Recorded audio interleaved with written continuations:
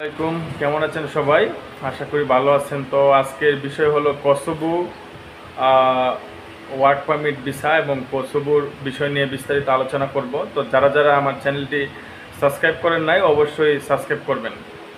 তো কসোভোতে যারা আমরা ফাইল জমা দিছি অনেকেই টেনশন করতেছি যে আসলে এখনও ভিসা হচ্ছে না, এম্বাসি থেকে কোনো কিছু আমাদেরকে মেসেজ করতেছে না।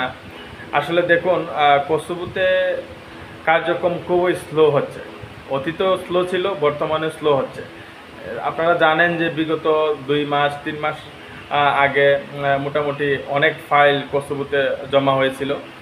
তো রিসেন্টলি একটা বাংলাদেশের একটা অকারেন্স সবাই অবগত আছে। বাংলাদেশ পলিটিক্যাল রিজন, যেটা রাজনৈতিক প্রেক্ষাপটে দেশের অবস্থা খুবই খারাপ ছিল। সেই প্রেক্ষাপটে অ্যাম্বাসির কার্যক্রম খুবই স্লো ছিল, নাই বললেই ছিল। তো আমি মনে করি আপনারা যারা আগে ফাইল দিছেন তারা অপেক্ষা করুন। আর যারা যারা নতুন ফাইল দিবার চিন্তা করতেছেন তাদের মাথায় ফাইল দেওয়ার চিন্তাটা পরিপূর্ণভাবে তুলে ফেলুন। কারণ কসোভো আর নতুন করে কোনো ফাইল নেবে না এবং নতুন করে তারা কোনো ফাইল নিচ্ছে না, সেটা ডিক্লার আমি বিগত 2 দিন আগে একটা ইমেল করছিলাম। তারা রিপ্লাই দিল যে দেখলাম যে কসোভোতে আর নতুন করে কোনো ফাইল নেবে না, পরবর্তী নির্দেশ ছাড়া এম্বাসির নির্দেশ দিলে আবার ফাইল নেবে। তো যারা যারা ধৈর্য না ধরতে পারবেন তারা অবশ্যই আপনারা আপনাদের ফাইল উইথড্র করে নিতে পারেন। সেটা এম্বাসির নির্দেশ। ইউরোপে যেতে হলে অবশ্যই একটু ধৈর্য ধরতে হবে।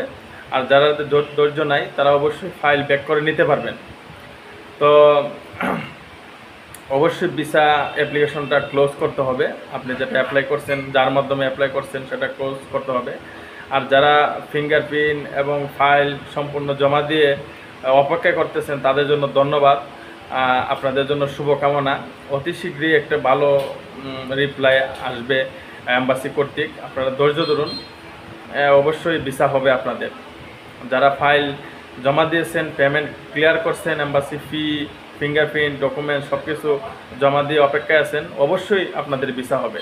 একটু লেট হচ্ছে, আমি আবারও বলি একটু লেট হচ্ছে, কিন্তু একটু ধৈর্য ধরতে হবে। তো আপনারা যদি কোনো প্রশ্ন থাকে কসোভোর বিষয়ে অবশ্যই আমাকে হোয়াটসঅ্যাপ নাম্বার আছে, নক করবেন। ধন্যবাদ। আসসালামু আলাইকুম।